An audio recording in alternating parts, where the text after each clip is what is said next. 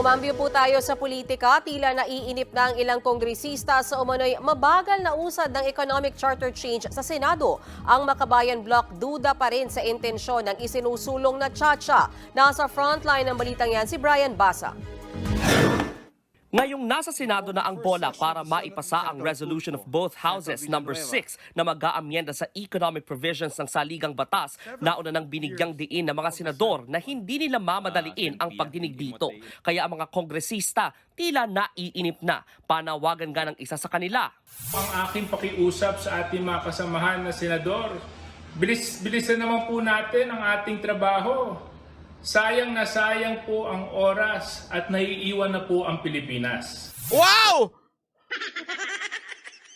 Naiiwan ang Pilipinas hindi dahil sa hindi binabago ang konstitusyon. Naiiwan ang Pilipinas dahil sa mga tulad nyong mga politiko. Na kaysa naatupagin ang pagtulong sa bayan, ay naatupag ninyo yung maayos ang konstitusyon para sa sarili ninyong interes, ha?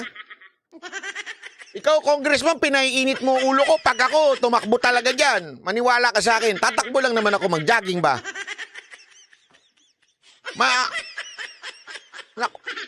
Nako. Pag ako... Manat bay, baka ipatawag ka dyan. Hindi. Ano lang naman. Sinabi ko lang, tatakbo ba? Mag-jogging ba? Mag-jogging lang. Ay, bawal nga pala mag-jogging dyan.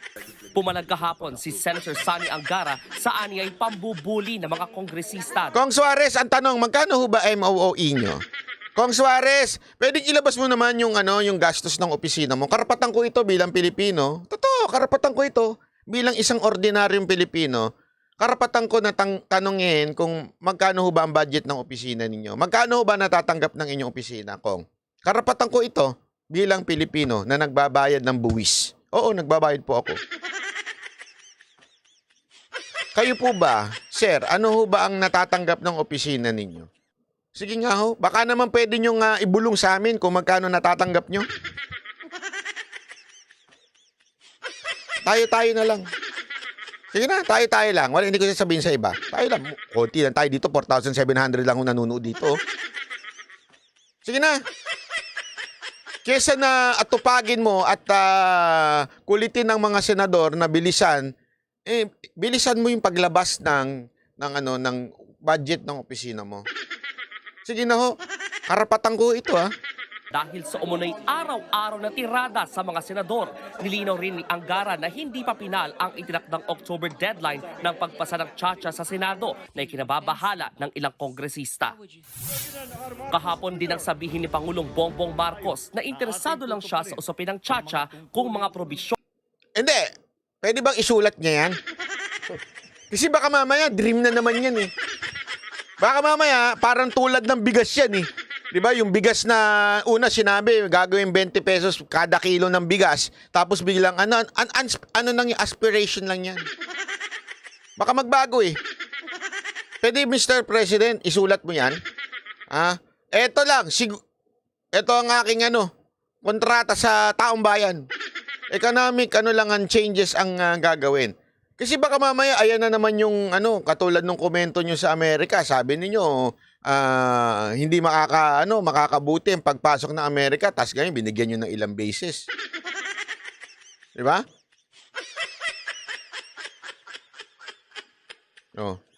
Sana po. Na may kaugnayan. Kasi pagka puro salita lang, ay, wala yan. Narinig na namin yan. Ilang beses namin narinig yan, Mr. President. Kaya dapat medyo samahan nyo ng gawa. Kita mo itong mga banateros na nanonood ngayon. Mantakin mo, 4,800. Ang nag-like lang, 1,200. Hindi man lang i-share. Ano to? Puro salita lang din? Mga kababayan? Pati yung mga nanonood, pinagalitan. Kasi alam mo, mga kababayan, totoo lang, ito lang sinasabi ko eh. Pagka tayo, pinupunan natin yung mga politiko, dapat tayo rin magbago. Kung sinasabi natin silang puro talk lang sila, wala silang gawa, tayo rin. Dapat meron din tayong gawa. Ano yung gawa na yun? Dapat mag-like din tayo. Dapat hindi lang puro nood. Dapat mag-like, i-share din natin tong video na to. Pag hindi natin sinare, para lang din tayo mga politiko na wala lang. Enjoy lang kami dito. Hindi, alam mo, to, ang tunay na pagbabago nagsisimula yan sa mamamayan. Hindi magbabago ang bayan pag ang mamamayan may ugaling spectator. Ulitin ko malalim to, baka akala ninyo mababaw to. Malalim mo ito. Yan ang gusto nating tanggalin sa mamamayang Pilipino. You want people power. Yun nga lang mag-like at mag-share, hindi nyo ginagawa. Lalabas pa sa kalsada para mag-people power. Tama, mali. Hindi, Bandit Boy, manawagan ka na ng people power. Lalaban kami para kay Duterte. I-share yung video, i-like yung video, hindi nyo ginagawa. Lalabas pa kayo ng karsada. Tama, mali. Kung gusto ninyo palang mag-engganyo yung taong bayan at inuutusan nyo ako na gano'n, i-share nyo yung video. Tama, mali. Punta kagad, share nyo, tapos copy nyo, dali nyo sa Facebook, share nyo. Yan na si Banat Bay. Ganon. Tama, mali. Tuloy. Hindi. Mahal ko kayo. Kaya ako sinasabi ito kasi, kailangan natin magsama-sama. Kasi alam mo, ito, kakwento ko lang sa inyo, Ito, para lang sa kaalaman nyo, ito. Napanood ko kasi si Mark Models of Manila kagabi. Mark Models of Manila, kung ano naman sinasabi mo Magkaibigan tayo, magkakape pa nga tayo isang araw dapat Pero kung ano sinasabi mo talaga, wala ka talaga sa hulog. Alam mo, mag-itbulaga ka na lang talaga. Yung politika, medyo ganun ka I love you, brother. I love you, brother. I'm telling you this because this is coming from the bottom of my heart. Kasi mahal kita bilang isang kapatid sa industriya ng vlogging. Although magkaiba tayo, kaya mag-iba ka na lang. Wala ka kasi sa hulog pagpanig sa politics Kasi conflicting yung sinasabi mo. Sinasabi mo, ano bang end game naming mga nagagalit o mga bumabatikos kay Marcos? Ano bang end game? Alam naman natin kung sino nasa kapangyarihan, sila mamumuno. 6 na taon pa kaming di para mo na rin sinabing kahit anong mangyari, umuo na lang kami. There's no end game. For your information, if you think we want to destabilize the country, no. Me particular, yung mga iba siguro, I do not know. Sa akin, ayokong magulo ang Pilipinas, ayoko magkaroon ng rebellion. Pero ang akin, hindi tayo dapat manahimik sa maling ginagawa ng mga public official. That's not the right kind of logic. Anong end game? Bakit kayo nagsasalita laban sa gobyerno? Anong end game? Bakit kayo nakikriticize? There is no end game. The point here, issue-based tayo. Pag may mali, banatan natin. Pag tama, palakpakan natin. As simple as that. Why? Para magbago yung mga opisyal. Matakot sila gumawa ng mali kasi alam nilang may nakabantay.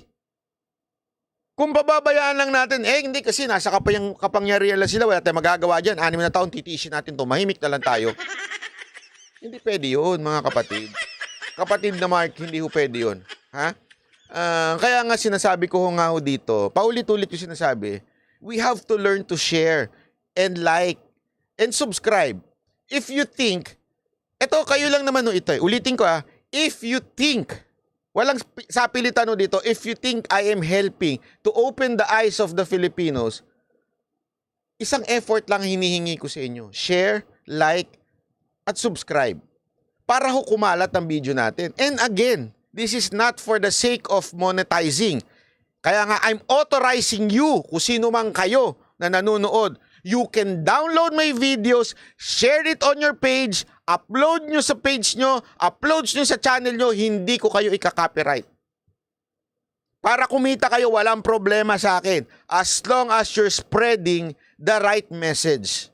Yun ang importante. Hindi ho importante sa akin ng... Siyempre, hindi ko naman sasabihin na, hindi ako kumikita. Kailangan ko kumita. But, if gusto ninyo, gawin ninyo. Walang problema, mga kapatid. Kalayaan nyo, hindi ko kayo ika-copyright. Ever. Dahil ang importante sa akin yung mensahe kumalat. Sana po yun ang ating responsibilidad din. Kung hindi naman natin kayang i-upload sa sarili nating channel, malaking bagay na ho yung i-share at i-like nyo.